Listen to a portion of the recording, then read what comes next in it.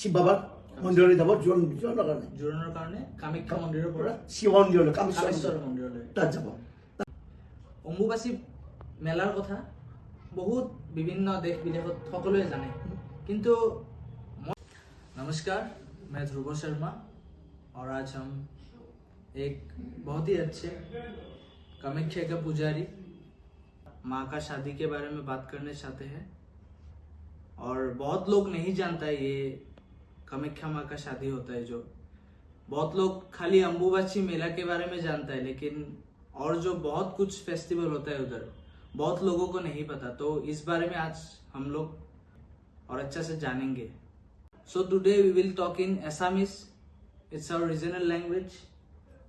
So আজি আমাৰ মাজত এজন পূজাৰী আছে, শ্ৰী ভগৱতী শৰ্মা পূজাৰী। নমস্কাৰ। নমস্কাৰ। তো আমি মানে আজি জানিব বিচাৰিছো যে কামাখ্যাত যে কামাখ্যা মাৰ যে বিয়া হয় সেইটো আমি পুহন বিয়া বুলি জানো, হয় না? হয়। তো মানে সেইটো কেনেকুৱা হয় আৰু কিয় হয়, বা প্ৰথমৰ পৰা আমাৰ দৰ্শকক ভালকে বুজাই ক'ব পাৰিব নেকি আপুনি? তাৰমানে পুহ মাহৰ কৃষ্ণা দ্বিতীয়া তৃতীয়া পুষ্পা নক্ষত্ৰ সেই টাইমত এই বিয়াখন আৰম্ভণি হয়। ইয়াত তাৰমানে গোটেই এতিয়া আগতে ইমান সেই পৰিস্থিতিটো নাছিল, এতিয়া তাৰমানে গোটেই মানুহে জনা হৈছে আৰু এইখন এতিয়া তাৰমানে পুষ্প নক্ষত্ৰ দ্বিতীয়া কৃষ্ণৰ তৃতীয়াৰ ভিতৰত পুষ্প নক্ষত্ৰ পৰিব লাগিব, তেতিয়া এই বিয়াখন হয়। এতিয়া এই বিয়াত আজিকালি এতিয়া গোটেই আমাৰ যিটো বিয়াৰ প্ৰচেছ যে জোৰোণ, তাৰপিছত বিয়া, তাৰপিছত বাঁহী বিয়া বুলি কয়, সেইখন ইয়াত তাৰমানে আমাৰ গোটেই জাকজমকতাৰে অনুষ্ঠিত কৰা যায়। এই অনুষ্ঠিত ইয়াত তাৰমানে প্ৰথম দিনা কামাখ্যাৰ মন্দিৰৰ পৰা মা কামাখ্যা দেৱীৰ স্থানৰ পৰা কামেশ্বৰ মন্দিৰ শিৱ বাবাৰ মন্দিৰলৈ যাব জোৰোণৰ কাৰণে কামাখ্যা মন্দিৰৰ পৰা শিৱ মন্দিৰলৈ কামেশ্বৰ মন্দিৰলৈ তাত যাব। তাত গৈ জোৰোণৰ কামখিনি কৰিলে, মত পদ্ধতিখিনি কৰিলে, আমাৰ গোটেই সেৱাই গ'লো।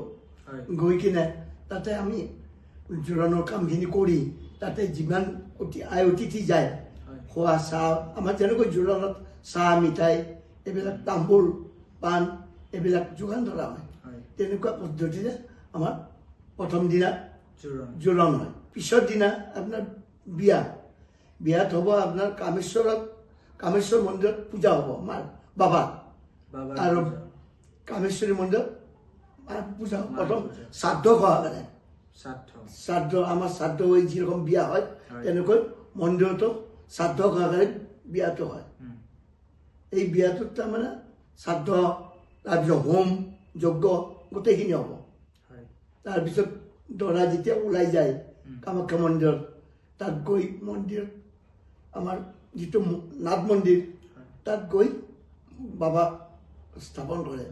তাৰপিছত মাৱা তাতে বিয়াখন উকলমে হয়, মানে নাট মন্দিৰৰ ভিতৰত। আৰু তেনেকৈ আমি পূজাৰীবিলাকে বিয়াৰ কাম কৰিলোঁ।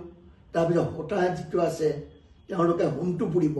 আমাৰ যিটো বিয়াৰ হোম, আমাৰ যেনেকৈ বিয়া হ'লে হোম হয় তেনেকৈ ইয়াতো বিয়া হ'লে হোম হ'ব।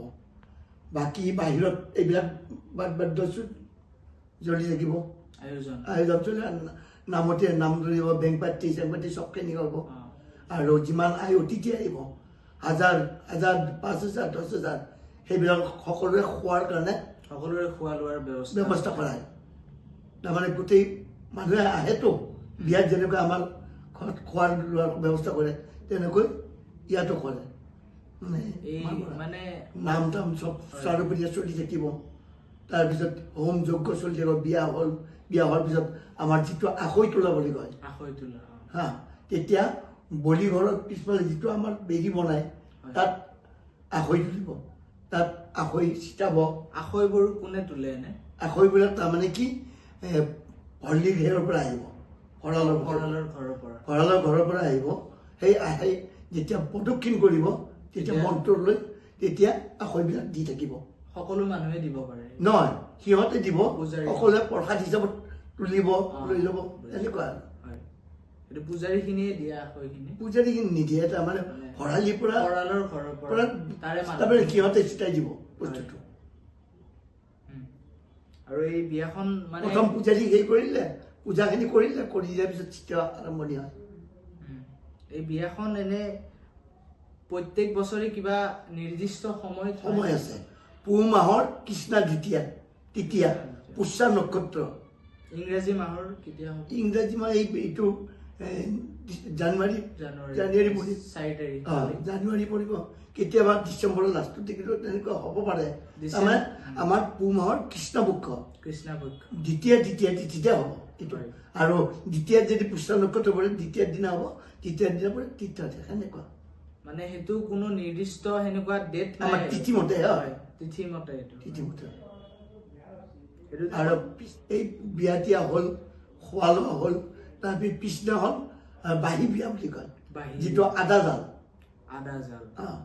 তাতে নাট মন্দিৰত তাতে আমাৰ যেনেকৈ আগতে বহিছিল ধানৰ কোঠৰা বনাই আনে দুটা শিৱ আৰু কামেশ্বৰীৰ কাৰণে তাতে বহি আদা জাল দিব ৰাতি পূজা হৈ আদা জাল দিব আদা জাল কৰি পেলাই মিঠাই দিয়ে আমাৰ কামাখ্যাৰ প্ৰত্যেক ঘৰ মানুহে সিদিনাখন মিঠাই চাকি ঘৰে ঘৰে পৰা দি দিয়ে সকলোৱে দিয়ে যিমান পাৰে মাত্ৰ এগছি চাকি জ্বলায় তাৰপিছত হেৰি কৰে মিঠাই চিঠাই দিয়ে সন্ধিয়া টাইমত এই সন্ধিয়া টাইমত সেইবিলাক দিয়াৰ পিছত পূজাৰীয়ে আদা জাল কৰিব আদা জাল কৰি মুখ টুক ধুই সেইবিলাক উচুৰ্গা কৰিলে উচুৰ্গা কৰাৰ পিছত বাহিৰত বিতৰণ হয় বাহিৰত সকলোৱে ভক্তই প্ৰসাদ পাব আৰু যিটো এই আমাৰ যিবিলাকে ভক্তই চাই থাকে সেই কৰি থাকে সেই বাঁহী বিয়াৰ দিনাও আমাৰ এটা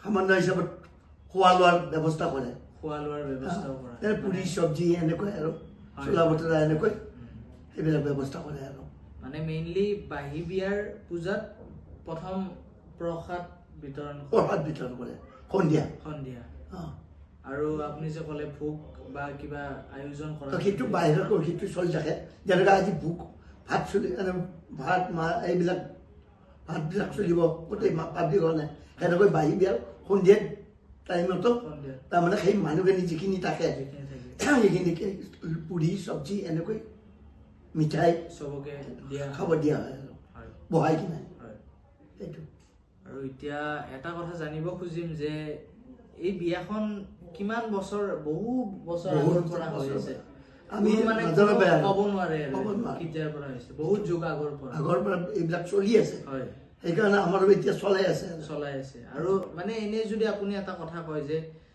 50 বছৰ আগত কেনেকৈ আয়োজন কৰা হৈছিল আৰু আজি আমাৰ 2026 পৰিল এতিয়া 26ত এতিয়াৰ সময়ত কেনেকৈ মানে আয়োজন কৰে মানে পোহন বিয়া এতিয়া 50 বছৰ আগত ইমান মানুহবিলাকৰ সেই নাছিল যিখিনি পাৰে সাধাৰণ হিচাপত হ'লেও কৰি থৈছিল এই মই পূজাৰী পূজা কৰিলে বিয়াখন হ'ল তেনেকুৱা আৰু এতিয়া সকলো ফালৰ পৰা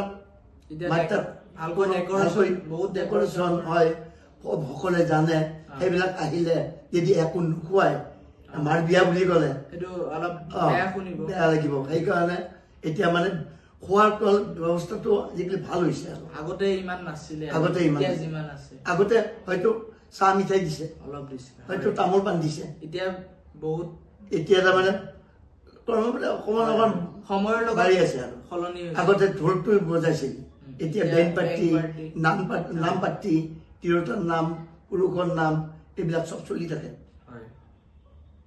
সেইকাৰণে যিমান পাৰে আমাৰ বিয়া যেনেকৈ হয় মাৰ বিয়াখন মাৰ বিয়াটো আৰু ভালকৈ হ'ব লাগিব সেইটো সো মানে আৰু এটা কথা লাষ্ট সুধিব খুজিম আপোনাক এই অম্বুবাচী মেলাৰ কথা বহুত বিভিন্ন দেশ বিদেশত সকলোৱে জানে কিন্তু মই যিখিনি মানে অলপ ৰিয়েলাইজ কৰি কেনে চালো পোহন বিয়াৰ কথা সিমান সেই তুলনাত বহুত মানুহে নাজানে এতিয়া এতিয়া কিন্তু বহুতে গম পাইছে এতিয়া বহুতে জনা এতিয়া তাৰমানে বহুত সামাজিক অ মাধ্যম বহুত সেইৰ পৰা আহিছে ভিডিঅ' এতিয়া কিছুমান জাতিয়ে সোধে বিয়া কেতিয়া আমাক সোধে মানে তাৰিখটো লয় যাত্ৰীকে সেই পাণ্ডাবিলাক সোধে হয়, হয়। যে বিয়াত আহিব লাগিব তেনেকুৱা আৰু ঘৰ ভাড়াটো ৰেডি কৰি ৰাখি থাকে সেই কৰে তেনেকুৱা আৰু হয় ঠিক আছে তেনেহ'লে আমি আজিলৈ বিদায় মাগিছোঁ নমস্কাৰ নমস্কাৰ